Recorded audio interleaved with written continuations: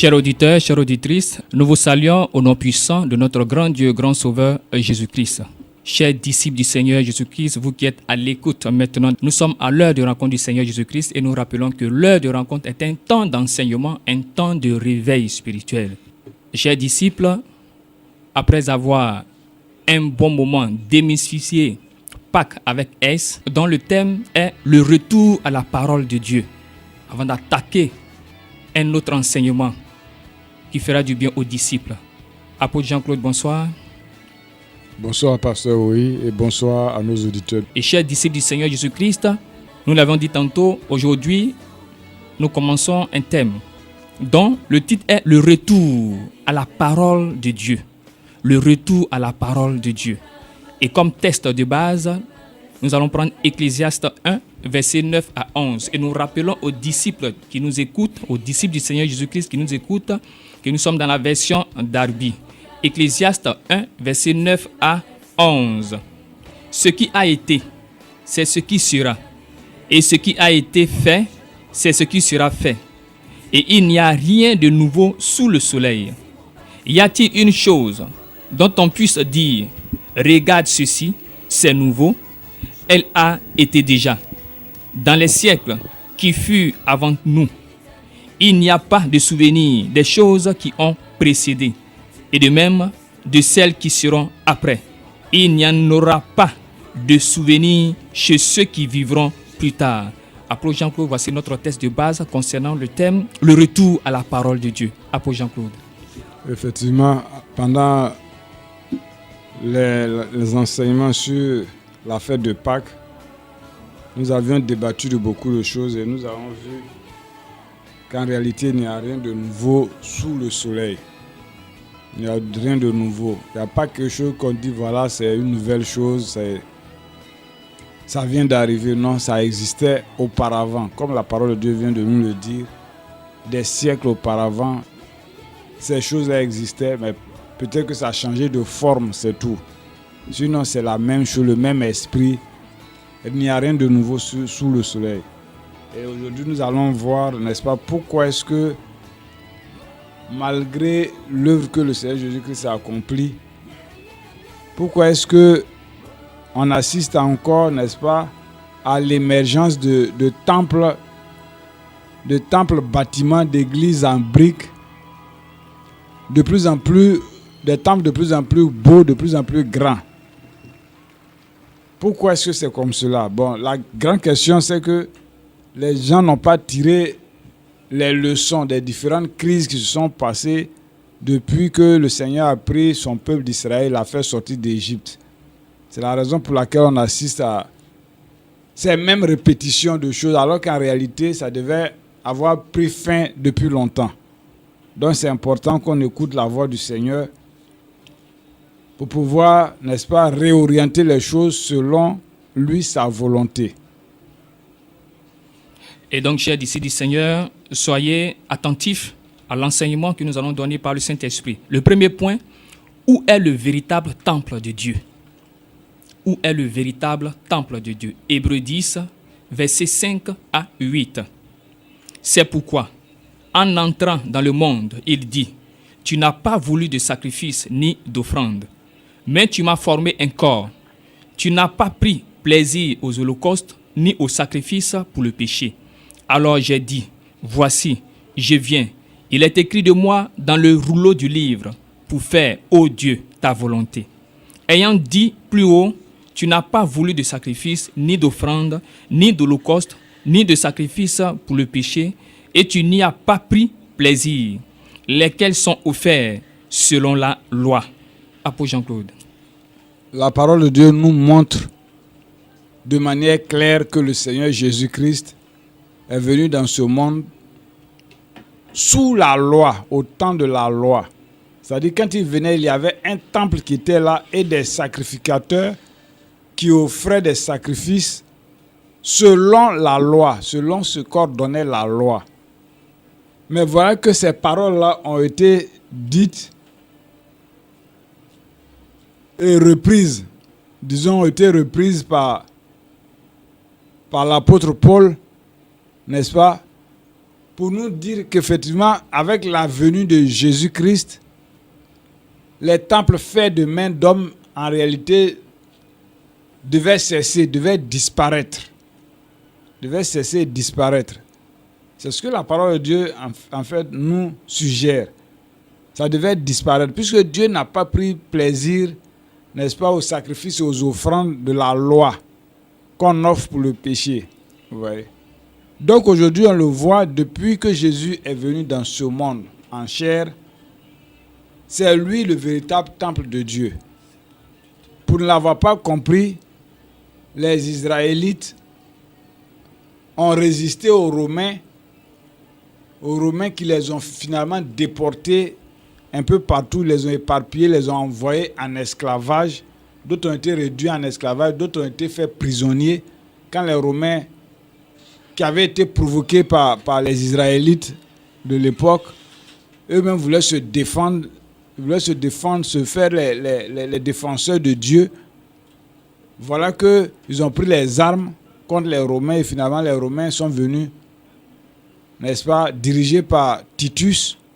Titus a incendié le temple, a incendié la ville de Jérusalem et finalement les Juifs se sont éparpillés un peu partout. Les Romains en ont fait des prisonniers. Ils ont vendu d'autres en esclavage et tout ça. Vous voyez. Et voilà que même le christianisme aujourd'hui, on considère que le christianisme n'a pas tiré les leçons de tout ce qui s'est passé depuis la première destruction du premier temple, la destruction du premier temple au temps de Nebuchadnezzar.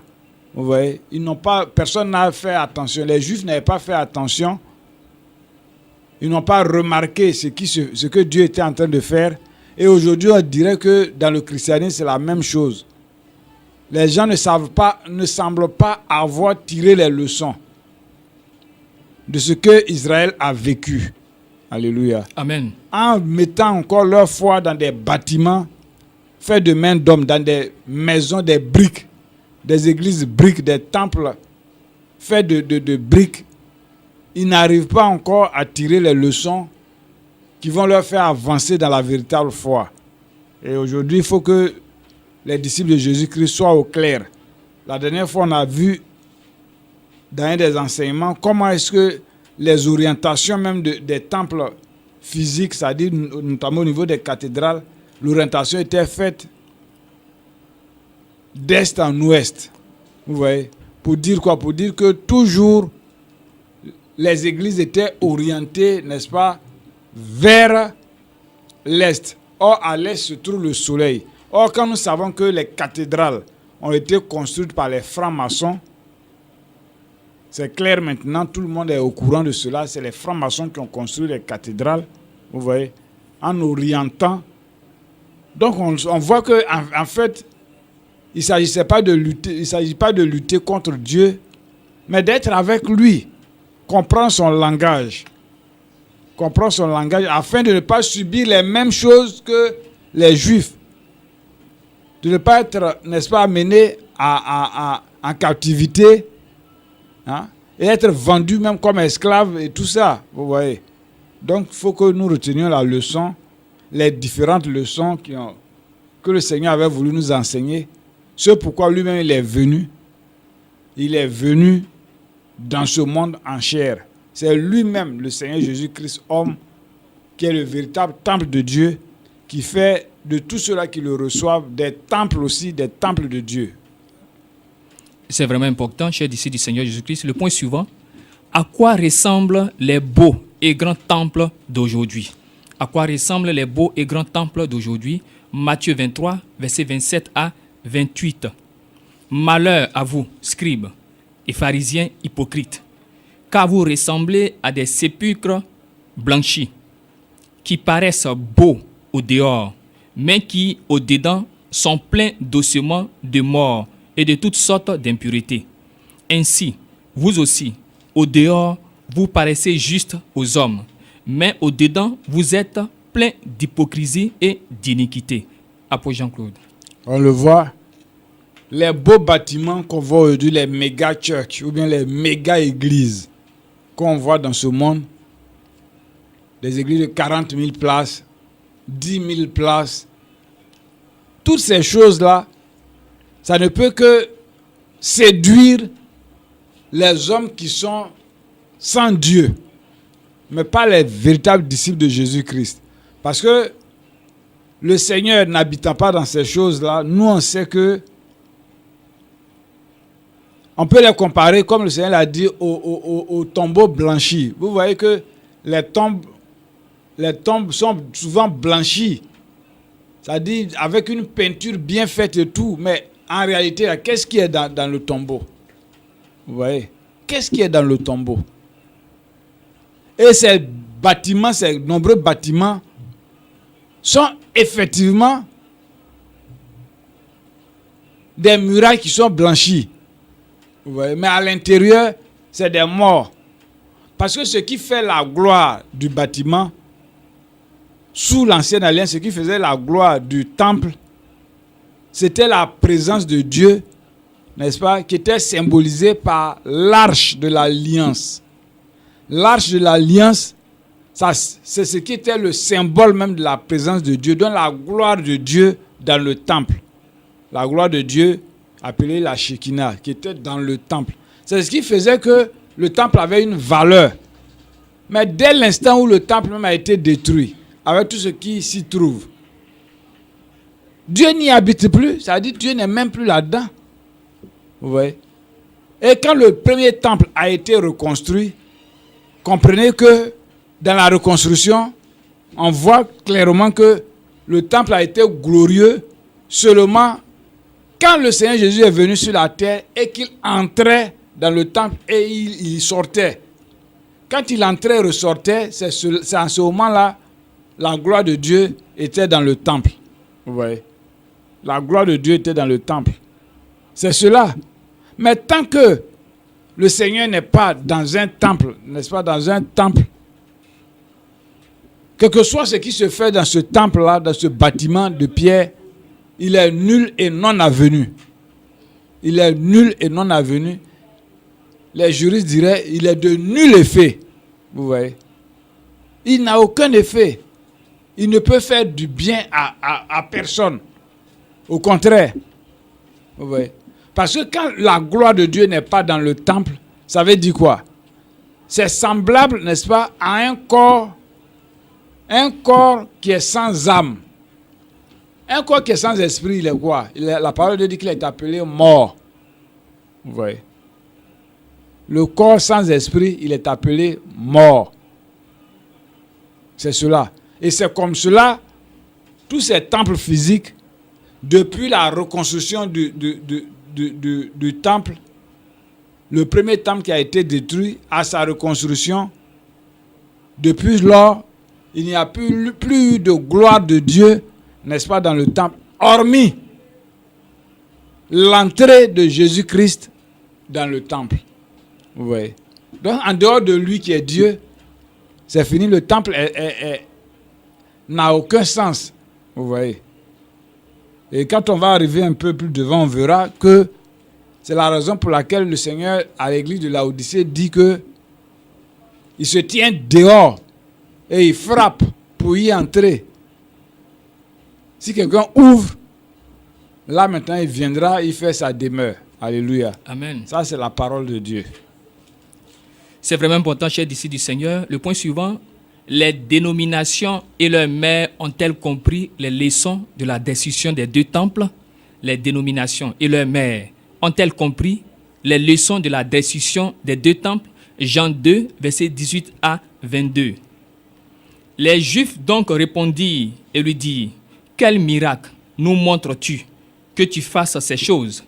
Jésus répondit et leur dit, « Détruisez ce temple, et en 3 jours je le relèverai. » Les Juifs donc dirent, « On a été 46 ans à bâtir ce temple, et toi, tu le relèveras en 3 jours. » Mais lui parlait du temple de son corps. Lors donc qu'il fut ressuscité d'entre les morts, ses disciples se souvinrent qu'il avait dit cela, et ils crurent à l'écriture et à la parole que Jésus avait dite. Apôtre Jean-Claude. Effectivement, on voit que aujourd'hui, quand on regarde l'atmosphère spirituelle, la manifestation des dénominations et de leurs mères, on s'aperçoit que ces gens-là n'ont pas tiré les leçons, n'est-ce pas, de ce que le judaïsme a vécu. Vous voyez. Tout d'abord, avant même de parler de la destruction des différents temples, on voit de manière claire que Israël a voulu lui-même son propre malheur, comme les dénominations veulent leur propre malheur aujourd'hui. Regardez au niveau même de leur organisation. Le diable les a excités, n'est-ce pas, à se rebeller contre Dieu. En d'abord demandant un roi. Vous voyez, non? Un roi. Et ensuite, eux-mêmes, ils ont voulu un temple. Et comme dans le temple, il faut des gens pour servir, donc par conséquent, ils ont réclamé, même si c'est de manière indirecte, un clergé. Or, en sortant de la dépendance de Dieu, en sortant, n'est-ce pas, de la dépendance de Dieu, ces gens-là faisaient quoi? Ils installaient en fait un royaume terrestre sur la terre. Sur la terre. Et ce royaume terrestre ne peut qu'être manipulé par le diable. Vous voyez? On voit avec leur royauté comment est-ce que le diable a perverti les rois. Il a excité les rois d'Israël, pour qu'ils se livrent à l'idolâtrie, n'est-ce pas? Pour s'opposer à Dieu. Pour subir la colère de Dieu. Le même diable donc a réussi en faisant, on dirait, d'une pierre pratiquement 3 coups. Parce que quand le roi était perverti, il introduisait des cultes abominables dans le pays. Et cela allait où ça? Dans le temple. Et quels sont ceux qui étaient corrompus dans le temple? C'était les sacrificateurs. Donc le diable d'une pierre faisait 3 coups. Donc en réalité, on comprend que Dieu n'a pas été à la base de la royauté en Israël, du temple, n'est-ce pas? Et aussi des sacrificateurs. C'est pas, ils ont imposé cela à Dieu dans un certain sens. On ne peut rien imposer à Dieu, mais dans un certain sens, comme Dieu voulait atteindre un but, il a permis ça. Ça, c'est sa volonté permissive. Au niveau de la royauté, eux-mêmes, ils ont dit, nous voulons un roi. C'est ce qu'ils ont dit à Samuel. Nous voulons un roi. Vous voyez? Et ils ont demandé, même dans le désert, à vouloir servir Dieu comme les autres peuples le font. On se souvient de l'épisode du veau d'or. Ils ont demandé à Aaron de leur faire un Dieu qui marche devant eux, comme les autres peuples. Vous voyez? Donc, en fait, ils voulaient aussi avoir un clergé comme les autres peuples. Mais quand on regarde finalement,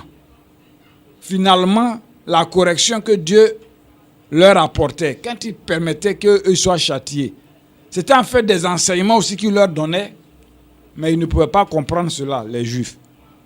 Vous voyez que quand le premier temple a été détruit, vous voyez, le premier temple a été détruit, on l'a vu, c'est à cause de la prostitution des rois d'Israël. C'est à cause de la prostitution des rois d'Israël. Mais remarquez que quand le temple a été reconstruit, a commencé à être reconstruit, c'est des siècles, pendant des siècles, il y a eu la reconstruction. Vous voyez? Il y a eu la reconstruction et finalement, ça s'est accéléré en une 50aine d'années avec Hérode. Avec Hérode. C'est pour ça que les Juifs là, dans Jean chapitre 2, ont parlé de 46 ans pour construire le temple. Ça, c'est avec Hérode. C'est sous Hérode.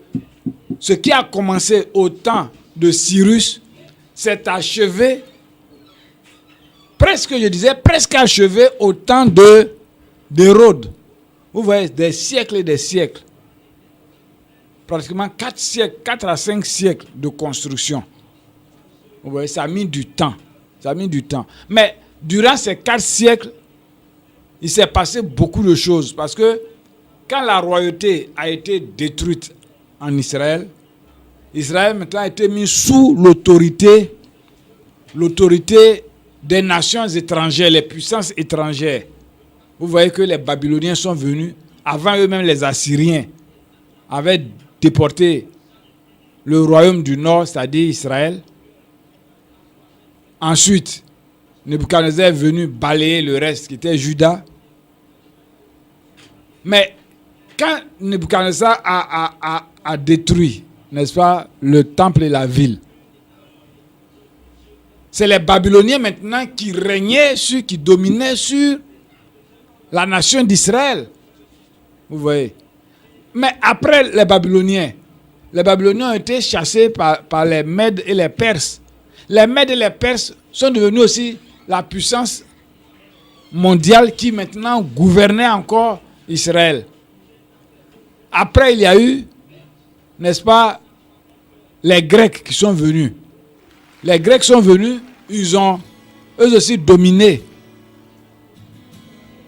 L'empire grec s'est disloqué en menus morceaux, mais chacun des morceaux a essayé les successeurs d'Alexandre le Grand, ils ont essayé de dicter leur loi, n'est-ce pas, à Israël.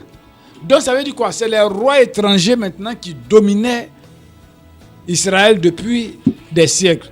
Et ces rois-là, en arrivant à Jérusalem, voulaient toujours contrôler le clergé et la foi des Juifs. Donc ça veut dire quoi? Quand on parle de ces rois-là, on parle en fait du diable, la manifestation du diable. Parce que le diable réussissait à corrompre quoi? Le clergé. Vous voyez? À corrompre le clergé. Et c'est ce qui s'est passé. Donc, quand le premier temple a été détruit, le peuple d'Israël a été choqué. Ça a été un grand choc pour la nation d'Israël. Mais à la suite de la fin de la déportation à Babylone, quand ils sont revenus, ils ont commencé dans la reconstruction à faire quoi? À tourner leur regard, non pas vers le temple, mais vers la parole de Dieu. Vous voyez, vers la parole de Dieu. Et c'est en tournant leur regard vers la parole de Dieu pour comprendre pourquoi est-ce que ces choses leur sont arrivées, n'est-ce pas? Ils ont eu maintenant un goût de la méditation de la parole de Dieu et donc de la prière. Vous voyez. Alors que le temple servait à quoi? Au sacrifice. Donc maintenant, c'était la prière. Puisque les sacrifices devaient se faire au temple. Il n'y avait plus de temple où ils vont faire les sacrifices. Donc ils méditaient plus la parole de Dieu. Plus la parole de Dieu. Et c'est là maintenant ont commencé les branches du judaïsme. Les pharisiens, n'est-ce pas, qu'on appelle en hébreu les pérushim, c'est-à-dire les séparés. C'est eux qu'on appelle les pharisiens. Et ensuite, les sadducéens. Donc les deux classes maintenant du judaïsme cherchaient à contrôler la vie spirituelle d'Israël. Vous voyez, les deux classes cherchaient à contrôler la vie spirituelle d'Israël. Or, comme il n'y avait pas de temple, il fallait donc se reconvertir. C'est de là maintenant sont nées les synagogues. Vous voyez, les synagogues. C'est là que les synagogues ont commencé. Après la destruction du premier temple et lors de la reconstruction du temple, les synagogues ont commencé. Et maintenant, ces synagogues-là étaient dirigées par les deux classes. Vous voyez, les pharisiens et les sadducéens. Les pharisiens et les sadducéens. Malheureusement, comme eux, ils n'avaient pas l'Esprit de Dieu, c'était des interprétations humaines qui constituaient la base de leurs enseignements. Donc ça veut dire quoi? Les pharisiens, de leur côté, ils ont, en plus de la parole de Dieu qu'ils avaient, c'est-à-dire l'ancienne alliance qu'ils avaient, ils ont ajouté leur tradition, c'est-à-dire des interprétations particulières. Ils ont fait un code pour ça, un livre pour ça, qu'ils ont mis sur le même pied que la Bible. Les sadducéens aussi, la même chose, leur loi orale, ils ont codifié ça Dans un livre, ils ont même mis ça aussi sur le même pied que la Bible. Mais remarquez que c'est les mêmes choses qui se font aujourd'hui, où chaque dénomination a sa tradition écrite, qui est beaucoup prise au sérieux, parfois même mieux que la parole de Dieu. Quand on prend par exemple chez les catholiques le magistère, c'est leur tradition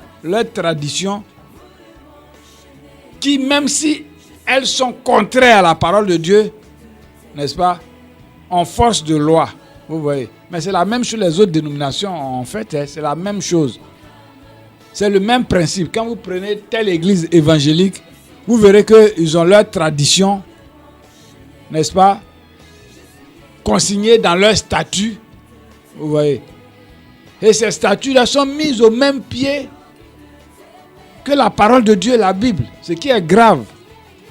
C'est ce que le Seigneur Jésus a dénoncé dans Marc chapitre 7, quand il a reproché à ces hypocrites-là de prendre leur tradition, n'est-ce pas, et de lui donner de la valeur plus que la parole de Dieu. C'est cela. Donc, le conflit avait déjà commencé entre ces deux classes-là, les sacrificateurs, les pharisiens et les sadducéens. Maintenant, les différents rois qui se sont succédés faisaient quoi? Les différents rois qui se sont succédés essayaient de contrôler la sacrificature. C'est-à-dire que ce n'était plus Dieu qui nommait les sacrificateurs, mais c'est les rois de l'époque, les rois étrangers qui venaient, qui nommaient les sacrificateurs pour leurs propres intérêts, à cause de leurs propres intérêts. Donc, puisque ces gens-là recevaient leur autorité du roi, ils mangeaient à la table du roi, donc ils pouvaient facilement corrompre la parole de Dieu. Mais en fait, c'est le diable qui faisait ça. Vous voyez. Donc, en fait, des grands enseignements que le Seigneur montrait à ces gens-là et qu'il montre aujourd'hui à nous qui sommes là, c'est que quand il y a un bâtiment qui est là, je veux dire quoi, un bâtiment de briques qui est là, on cherche déjà une organisation humaine. On cherche une organisation humaine pour ce bâtiment-là. Et ça envoie toujours des dérives. Vous voyez, ça envoie des dérives.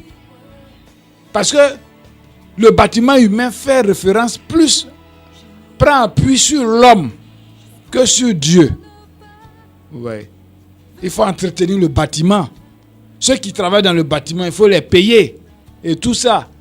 Mais c'est ce qui se passait, n'est-ce pas, au temps de la reconstruction du temple. Les rois, quand ils désignaient le souverain sacrificateur et tous ceux qui l'environnaient, mais eux là, ils mangeaient, ils vivaient à partir du temple. On a dit une fois ici que par exemple, lors de la fête de la Pâque, les Juifs venaient de partout dans le monde entier.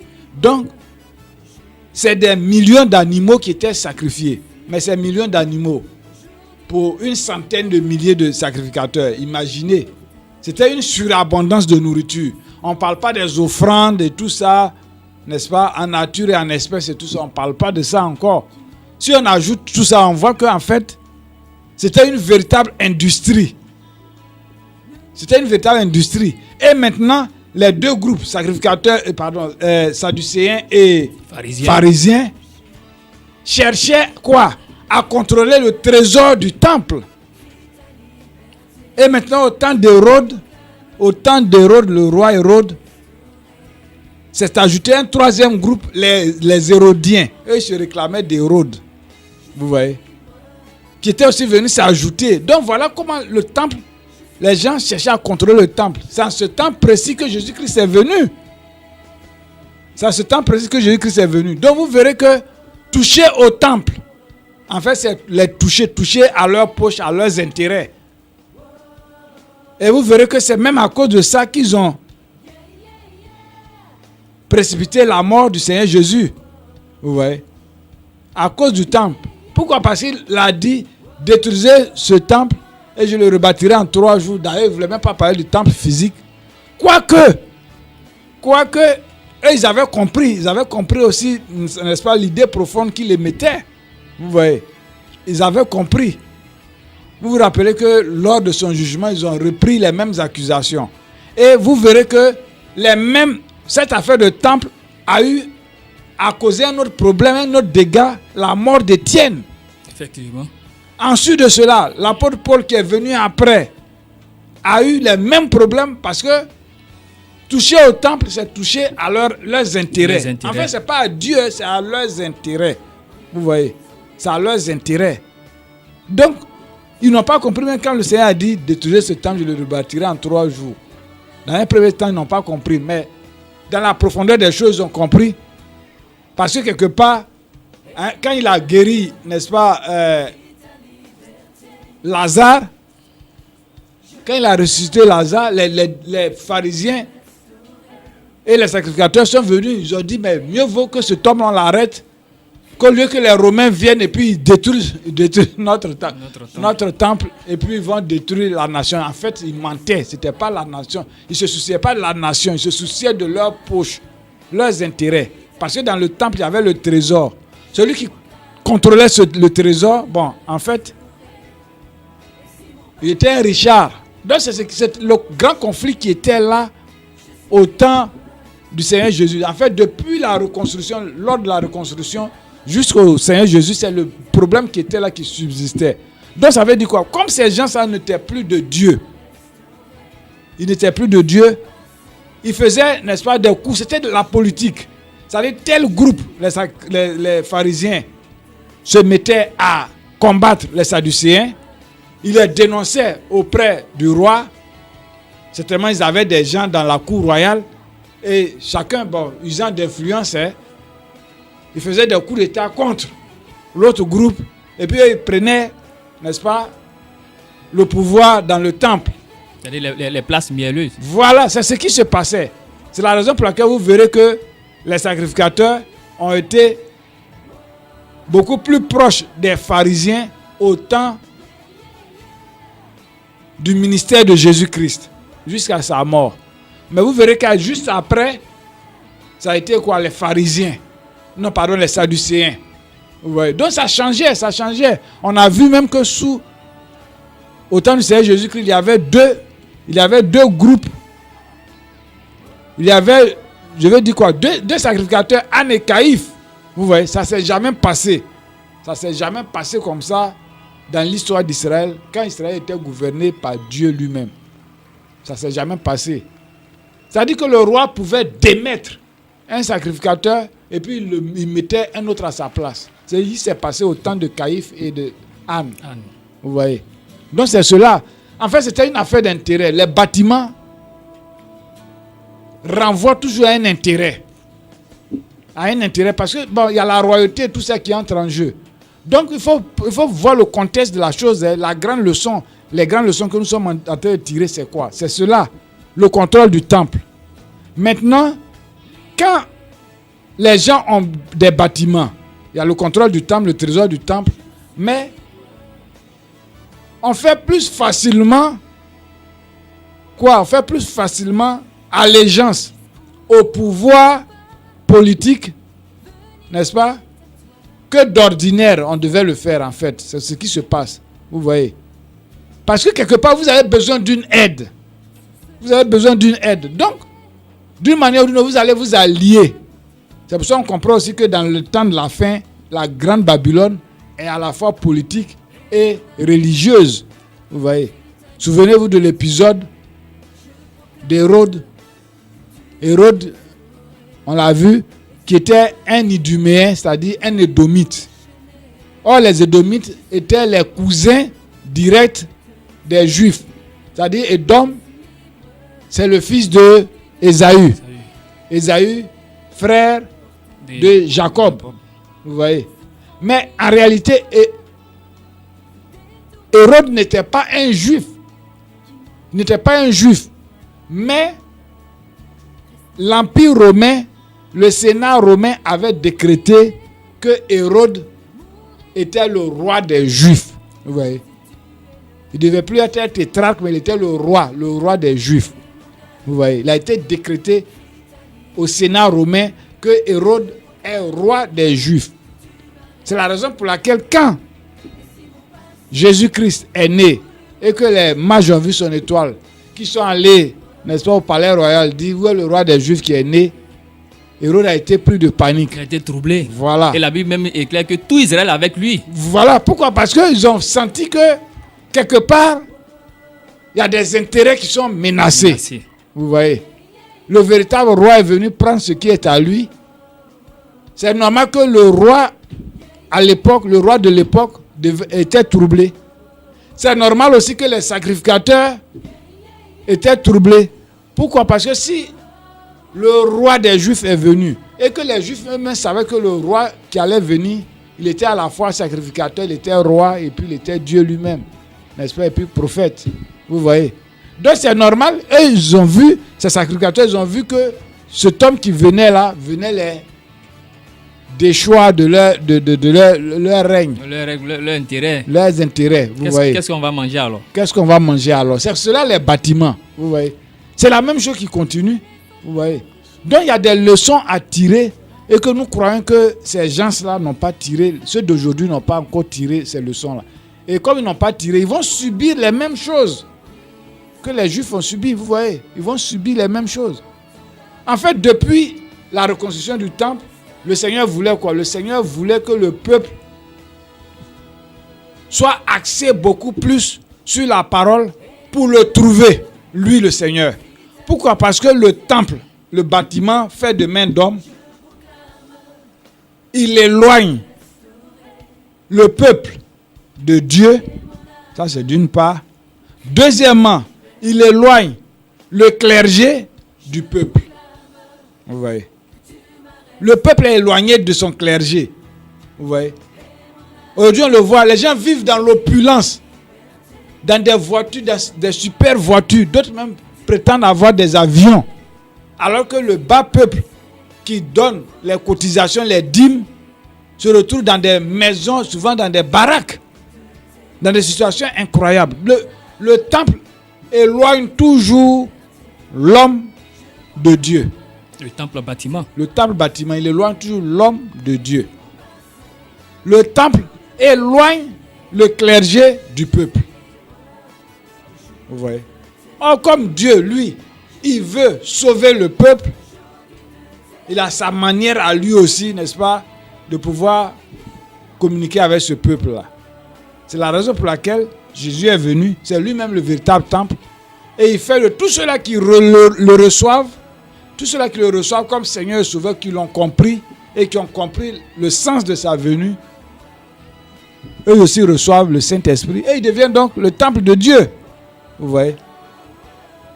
Alors, un tel temple, il n'est pas assujetti, n'est-ce pas, par les pouvoirs publics ou bien par des soi-disant prêtres et sacrificateurs. Vous voyez? Vous verrez que Étienne a été tué, n'est-ce pas, pour avoir dit que le temple visible là va être détruit, pour avoir simplement dit cela, en disant que ce temple, Dieu n'y habite pas, parce que Dieu n'est pas dans des temples faits de main d'homme. Ça a été une des causes de son décès. Ça a été une des causes de son décès, vous voyez. Mais vous verrez que quand Étienne a été tué, un des meurtriers, en l'occurrence Paul, est devenu quoi? Celui-là même que Dieu a utilisé encore pour propager la bonne parole. Plus qu'Étienne. Plus qu'Étienne.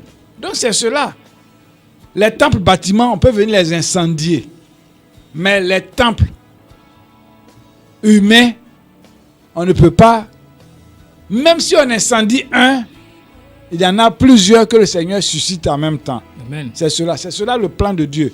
Et là, le diable est toujours court-circuité. Parce que quand l'église marche par l'esprit, le diable ne sait plus comment faire. Vous voyez? Il n'y a personne à corrompre. Comment il va corrompre quelqu'un? Vous voyez? On sait qu'il corrompt le clergé toujours par l'argent et par le désir du pouvoir. Ils veulent paraître, ils veulent qu'on parle d'eux. Donc ils se corrompent facilement. On l'a vu même dans nos temps, on l'a vu au Moyen-Âge. Quand les différents papes ont commencé à construire, à embellir le Vatican, vous voyez, finalement, toute l'économie qui était là-bas a été dilapidée. Et ils étaient obligés maintenant de faire ce qu'on appelle les indulgences, la vente des indulgences. Pour ceux qui ont perdu des parents, et qui veulent qu'ils aillent au paradis, ils ont, n'est-ce pas, des papiers à acheter. Ils achètent ces papiers et puis bon, leurs parents sont balancés directement au paradis. Vous voyez des abominations. Sacrilège. Et c'est ce qui a fait que Dieu a suscité la réforme par Luther. Par un des combats de Luther, c'était contre la vente des indulgences. Vous voyez, ça envoyait la guerre des indulgences. Luther a dit que c'est faux. Vous voyez, ça veut dire quoi? Pour entretenir le bâtiment, les gens sont obligés de mentir. Pour maintenir le trésor qui se trouve dans le bâtiment, ils sont obligés de faire des concessions. En faisant des concessions, en réalité, ils se jettent dans les bras du diable. Et ils s'éloignent aussi des bras du Seigneur. Alléluia. Amen. C'est cela. C'est une des leçons que nous devons comprendre, tirer de ces choses-là. Chers disciples du Seigneur, la leçon est bien prise et c'est vraiment le retour à la parole de Dieu, c'est-à-dire Jésus-Christ. Le point suivant, après la résurrection du Seigneur, les disciples ont commencé à comprendre ce qu'est un temple de Dieu. Acte 7, versets 45 à 50 et Acte 17, 24. Et nos pères, l'ayant reçu, l'introduisirent avec Josué, en prenant possession des nations que Dieu chassa de devant la face de nos pères, jusqu'au jour de David, qui trouva grâce devant Dieu et qui demanda de trouver un tabernacle pour le Dieu de Jacob. Mais Salomon, lui, bâtit une maison. Mais le Très-Haut n'habite point dans des demeures faites de main, selon que dit le prophète. Le ciel est mon trône, et la terre est le marchepied de mes pieds. Quelle maison me bâtirez-vous, dit le Seigneur, et quel sera le lieu de mon repos? Ma main n'a-t-elle pas fait toutes ces choses? Acte 17, verset 24, maintenant que nous allons lire. Le Dieu qui a fait le monde et toutes les choses qui y sont, lui qui est le Seigneur du ciel et de la terre, n'habite pas dans des temples faits de mains. Apôtre Jean-Claude, voici nos deux passages, autant pour moi, pour le point que nous venons de souligner. Effectivement, la révélation de la parole de Dieu étant progressive, les premiers disciples de Jésus-Christ, qui étaient des Juifs, avaient du mal à comprendre les choses prophétiques. C'est progressivement donc qu'ils ont compris que le Seigneur est venu en réalité et sa venue met fin à la présence du temple. Ça met fin à la présence du temple. Vous voyez. Les premiers qui ont compris, ils ont été persécutés. On voit Étienne par exemple. Quand Étienne dit que le temple, Dieu n'habite pas dans des temples faits de mains d'hommes, dans des bâtiments faits de mains d'hommes, les gens l'ont accusé d'avoir dit que le Seigneur Jésus était venu pour détruire leur temple. On a dit l'autre fois que il y avait un semblant de vérité dans cette accusation. Parce que dans la réalité, dans le sens profond, c'est cela. Vous voyez, c'est cela. Mais ils ont tué Étienne, pas forcément parce qu'il a dit ça. Parce que ce qu'il disait, c'était un sous-entendu. Ça voulait dire que le temple n'allait plus exister. Mais eux, ils voyaient quoi? Leurs intérêts. Tout ce que rapportait le temple, ils voyaient ça. C'est à cause de ça qu'ils ont tué Étienne. Parce que n'oublions pas que au moment où Étienne disait ces paroles-là, il y avait déjà un conflit qui était latent. Ça couvait.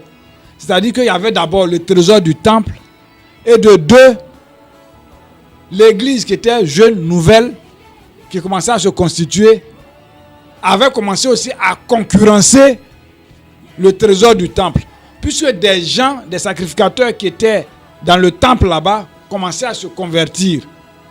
Donc l'argent, ce n'était plus la totalité de l'argent du peuple d'Israël qui allait dans le temple. Souvenez-vous que Barnabas, qui était un lévite, la parole de Dieu dit qu'il a vendu sa propriété et il a donné, n'est-ce pas, les revenus à l'église. Donc, c'était des exemples qui avaient commencé à être suivis déjà. Donc, les gens voyaient quoi? En fait, quand ils ont tué Étienne, c'était une manière de freiner l'avancée du christianisme. Parce que quand on lit la parole de Dieu, ce sont les sacrificateurs, les religieux qui ont persécuté l'Église. Ce n'étaient pas les Romains même en tant que tels. Les Romains se sont ajoutés par suite de manipulation des religieux. Vous voyez. Mais en réalité, le fond, c'était l'argent. L'argent qui avait commencé à être touché. Le revenu du temple avait commencé à être touché. Vous voyez, c'est à cause de cela qu'ils ont tué Étienne. Vous comprenez? Donc c'est cela. Eux-mêmes les premiers chrétiens n'avaient pas encore compris. C'est pour cela, vous voyez qu'ils continuaient d'aller au temple. Mais c'est progressivement ils ont commencé à comprendre. Et voilà que l'apôtre Paul, qui est un de ceux-là même qui s'est opposé à Étienne, est celui-là même qui a repris le flambeau et qui a prêché beaucoup plus cela même. Ça lui l'a envoyé encore plus loin. Plus loin. Donc les premiers disciples avaient commencé à comprendre. Quand vous lisez le livre d'Hébreux, vous verrez que les chrétiens étaient déjà au courant par le Saint-Esprit que le temple allait être détruit. Au moment où la persécution a eu lieu et que Titus est venu, il a détruit le temple de Jérusalem, l'église était libre, hein? L'église était véritablement libre. Pourquoi? Parce qu'eux, ils s'étaient déjà séparés du judaïsme. Ils s'étaient déjà séparés du judaïsme. Relisez tout le livre d'Hébreux. Vous allez voir, ils s'étaient déjà séparés. Ils comprenaient déjà ce qui allait se passer. Et puis les choses se sont passées comme ça, effectivement. Donc c'est cela. Si eux, ils ont commencé à comprendre, aujourd'hui, nous devons comprendre pleinement, nous, en ces temps de la fin. Le Seigneur est à la porte. Nous devons comprendre que le Seigneur n'a plus rien à voir avec des temples faits de mains d'hommes, des briques. C'est vraiment important, chers disciples du Seigneur Jésus-Christ. Le point suivant, si Dieu n'est pas dans les temples en briques, où se trouve-t-il aujourd'hui? 1 Corinthiens 3, verset 16. Ne savez-vous pas que vous êtes le temple de Dieu et que l'Esprit de Dieu habite en vous? Apôtre Jean-Claude. On le voit. Dieu habite en tous ceux-là qui le reçoivent. Conformément à Actes 2, 38 à 39. Repentez-vous et que chacun de vous soit baptisé au nom de Jésus-Christ pour le pardon de vos péchés et vous recevrez le don du Saint-Esprit. Quand quelqu'un reçoit Jésus-Christ, il reçoit le Saint-Esprit. Et maintenant, il devient quoi? Temple de Dieu. Temple de Dieu. Il n'est plus quelqu'un qui va se pavaner dans des bâtiments physiques. Que ce soit en marbre ou bien je ne sais en quel matériau. Alléluia. Amen. Tu sais maintenant que toi-même tu es le temple de Dieu. Et que Dieu habite en toi. Donc tu es en communion avec ce Dieu-là. C'est ce que Dieu a toujours voulu depuis le commencement. C'était le plan de Dieu pour l'humanité. Alléluia. Amen. C'est cela le plan de Dieu. Mais Dieu n'a jamais voulu d'un peuple qui va se réunir dans des bâtiments qu'ils appellent église. C'est mon église. Je vais à l'église. Ce n'est pas de ça qu'il est question. Dieu veut être en communion avec l'homme de manière directe. Les églises, les bâtiments, on l'a vu, c'est des tours de Babel. C'est des moyens que les hommes veulent utiliser pour atteindre Dieu. Dieu vient directement à l'homme. Alléluia. Amen. C'est vraiment important. Le point suivant, Christ est la fin du temple en briques. Christ est la fin du temple en briques. Deutéronome 12, 10 à 12 et Hébreux 10, verset 4. Deutéronome 12, 10 à 12. Mais lorsque vous aurez passé le Jourdain et que vous habiterez dans le pays que l'Éternel, votre Dieu, vous fait hériter et qu'il vous aura donné du repos à l'égard de tous vos ennemis, à l'égard de tous vos ennemis alentour, et que vous habiterez en sécurité, alors il y aura un lieu que l'Éternel, votre Dieu, choisira pour y faire habiter son nom. Là, vous apporterez tout ce que je vous commande, vos holocaustes et vos sacrifices, vos dîmes et l'offrande élevée de vos mains et tout le choix de vos vœux que vous aurez voués à l'Éternel. Et vous vous réjouirez devant l'Éternel, votre Dieu, vous et vos fils et vos filles et vos serviteurs et vos servantes et le Lévite qui est dans vos portes, car il n'a point de part ni d'héritage avec vous. C'est le premier passage, apôtre Jean-Claude. Le deuxième passage, Hébreux 10, verset 4. Car il est impossible que le sang de taureau et de boucs ôtent les péchés. Apôtre Jean-Claude. On voit clairement dans le premier passage que le temple était le lieu où se faisaient les sacrifices. En fait, c'est les sacrifices. Donc, si la parole de Dieu dit que tu n'as voulu ni sacrifice ni offrande, tu m'as formé un corps, ça met fin déjà au temple. Alléluia. Amen. N'oublions pas que Christ est la fin de la loi. C'est la loi qui stipulait que tout devait se faire au temple. Ces paroles de Deutéronome ont été dites quand il n'était pas encore n'est-ce pas, il n'avait pas encore le temple. Dieu disait que quand ils vont entrer dans la terre promise, il va choisir un lieu. Un lieu. Et c'est dans ce lieu-là qu'ils vont aller offrir leurs sacrifices, leurs différents sacrifices. Il parlait d'abord, de la ville de Jérusalem. De deux, il parlait du temple. C'est au temple qu'on donne les dîmes. C'est au temple, le temple physique, selon la loi, qu'on donne les dîmes. C'est dans ce temple qu'on sacrifie les animaux. Et nous demandons aux lecteurs, disons aux auditeurs de lire tout le passage de Deutéronome chapitre 12, vont comprendre qu'est-ce qui se faisait dans le temple. Tout ce qui était égorgé devait être égorgé dans le temple. Vous voyez? Alors si Jésus-Christ est venu et qu'il n'y a plus de temple physique, sa présence a mis fin au temple, au temple physique. Ça veut dire que même la loi aussi n'existe plus. Alléluia. Amen. C'est tellement clair. Christ est la fin du temple, il est la fin de la loi, il est la fin du temple physique.